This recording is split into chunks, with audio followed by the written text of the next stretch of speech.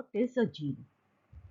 This concept has evolved right from the Mendelian factor that each trait is governed by a single factor to the present abstract concept. Abstract because it covers a range of genes. What is gene? Ranging from the split gene, the operon, then it is the overlapping gene and whatnot. However, gene, as we know on date, in a very simple language, it is a polynucleotide sequence, that is a region of DNA. And we know that the chromosome, it is made up of a single molecule of DNA. Each chromosome has got one DNA molecule. That means there are multiple genes present in a single chromosome. And this unit of this DNA molecule, which we call as gene, it is basically the physical as well as the functional unit of heredity, because it is responsible for the transmission of characters from one generation to another. All the changes naturally that takes place within the uh, DNA molecule, the nucleotides, that is the mutations, what we call as, and at the time of gamete formation, the new combination of alleles, that is different forms of these genes present in the population. So this recombination, and furthermore, within that particular organism, the life goes on because of the presence of certain structural and functional proteins.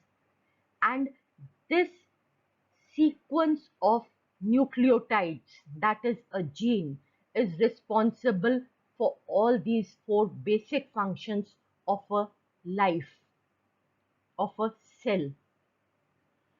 So the functions of these genes, when we say, they are expressed in the form of polypeptides, because they are responsible for the synthesis of a polypeptide chain, a chain of amino acids, by means of transcription and translation, as it has been underlined in the central dogma. But all the genes, they are not expressed at all the times. That means there ought to be some mechanism of regulating the expression as and when needed. So even that work is accomplished by the sequence of nucleotides.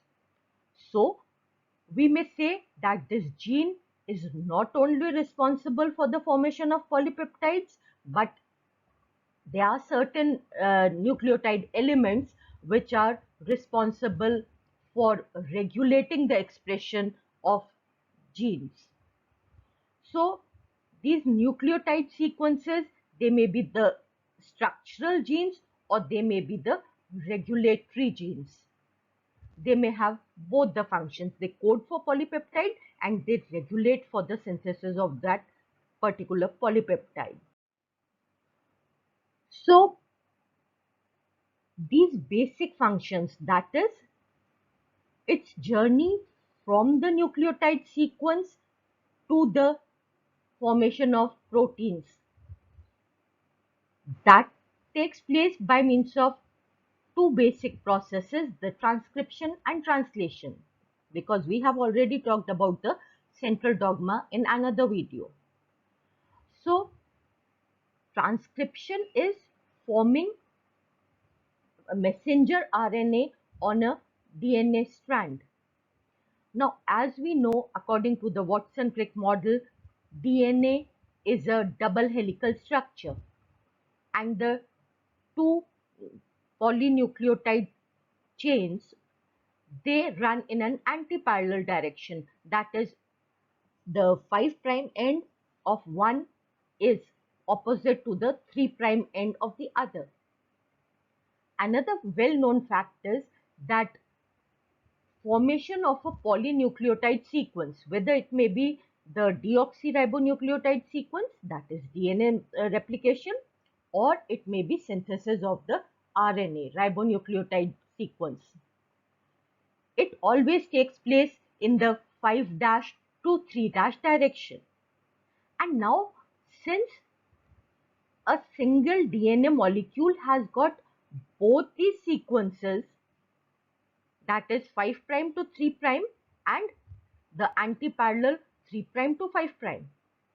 So that means when an RNA is being synthesized, that is when the transcription is in progress or it has to initiate, only one of these two strands of the DNA duplex molecule will serve as the template, the base on which the complementary ribonucleotide units, they will assemble themselves. So the strand of the DNA that functions as the template, it is also known as the antisense or the non-coding DNA strand, while the other strand, whose sequence is very much similar to the sequence of nucleotides that will be synthesized in the form of RNA. The only difference will be that instead of the thymine, there will be a uracil because it is a RNA molecule. So this complementary strand of this template strand, it is known as the anti-template strand or the sense strand or the coding strand. So in this manner, this this template strand, it will act as the single stranded template on which the RNA polymerase will form RNA, and each nucleotide will have its complementary ribonucleotide in a messenger RNA sequence.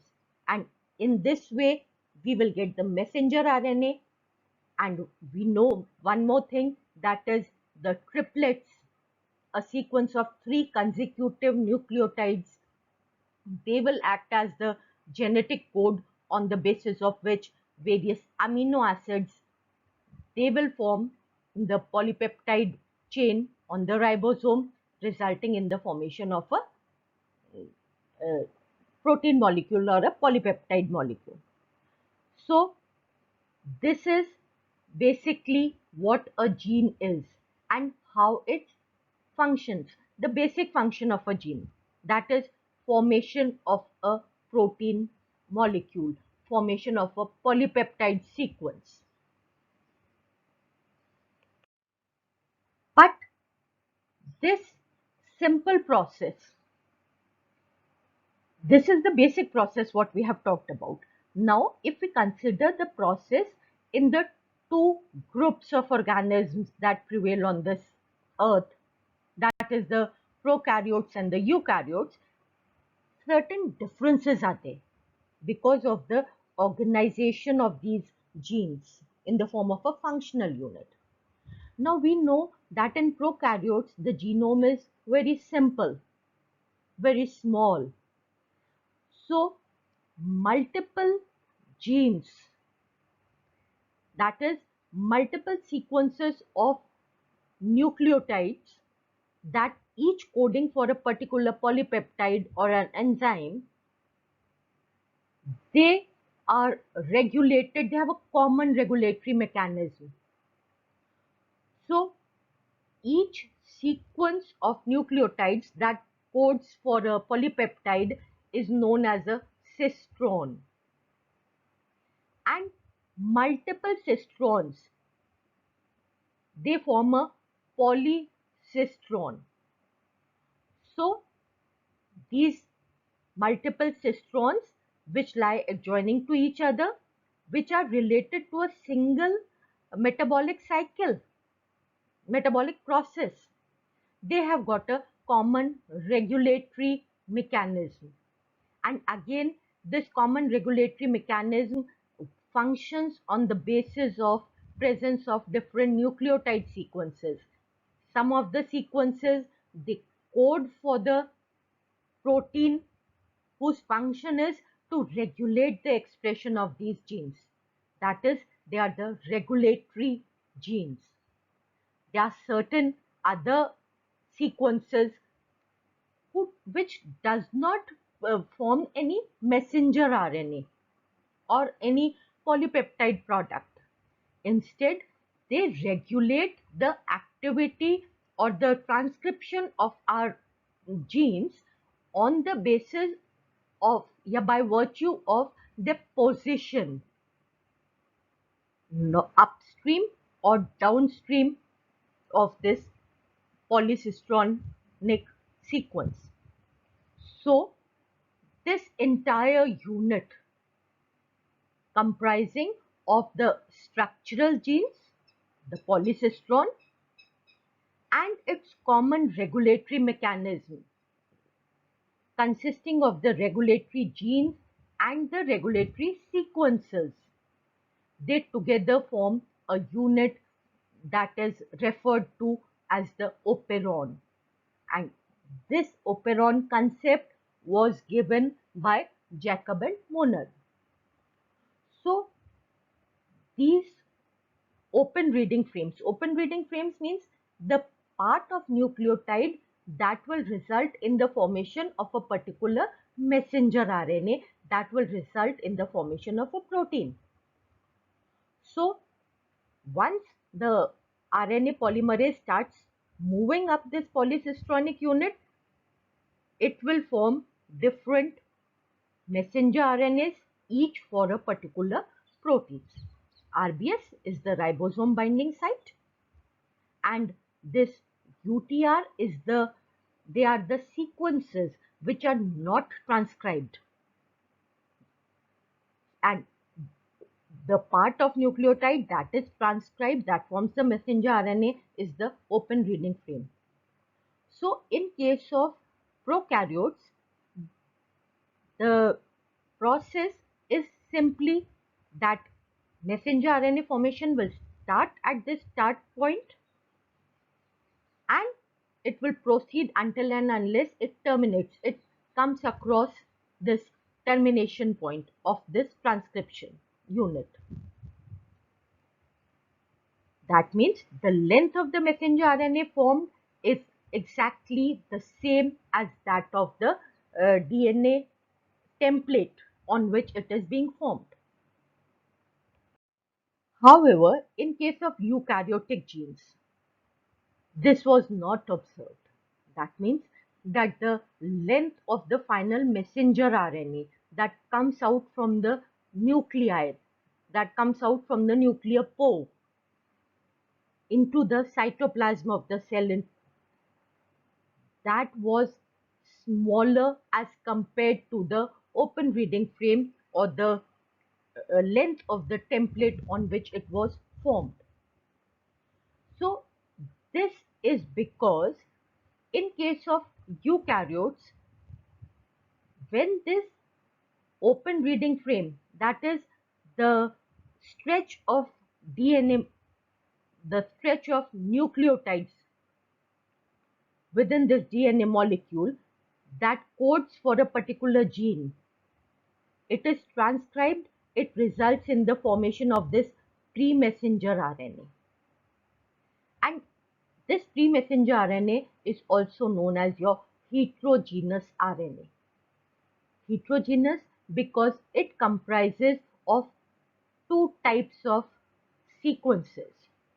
One that codes for the polypeptide that will ultimately result in the results in contributing the amino acids that will form the protein. And in between these coding sequences, they are the non-coding sequences, which will be spliced before this heterogeneous RNA it leaves this nuclear membrane. That means at the time of processing, in case of eukaryotic cell, once transcription takes place from its start point to the stop point, it will result in the formation of a RNA sequence or RNA molecule that is known as the heterogeneous RNA molecule, and this heterogeneous RNA molecule has got exons, that is part of the nucleotide that will code for the amino acids, and they are interrupted in between by certain nucleotide sequences which will be spliced off at the time of processing.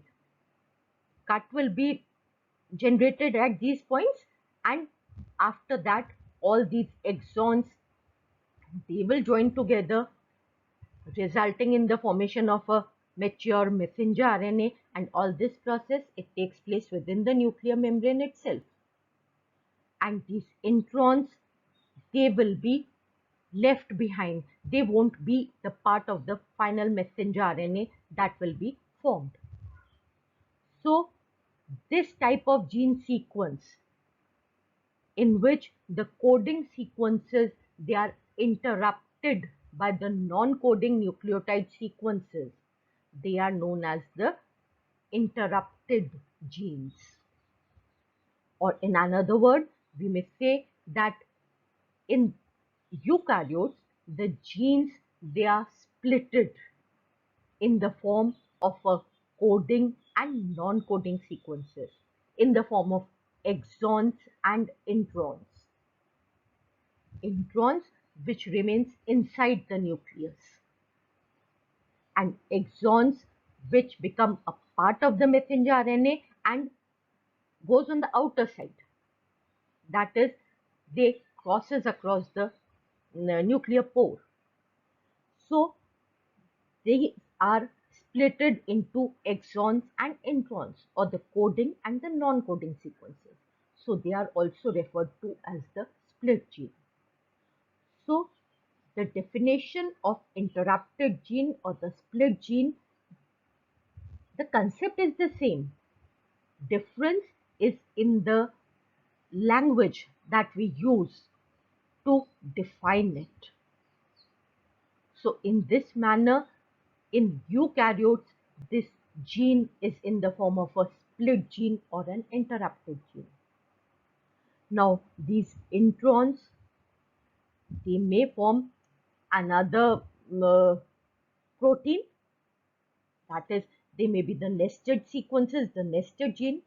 Initially I said that the modern concept of gene is quite abstract, because a single concept cannot define exactly what a gene is. Just now we have been talking about the operon in the prokaryotes.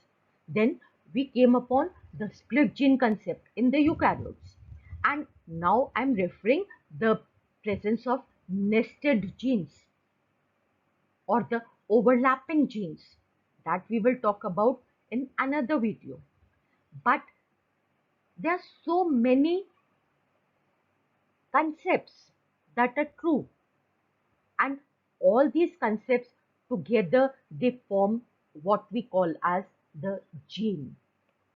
So in this manner, what we have talked about in this particular video is the basic functional characteristic of the gene.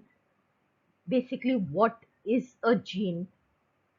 The simplest or the basic concept, the basic definition.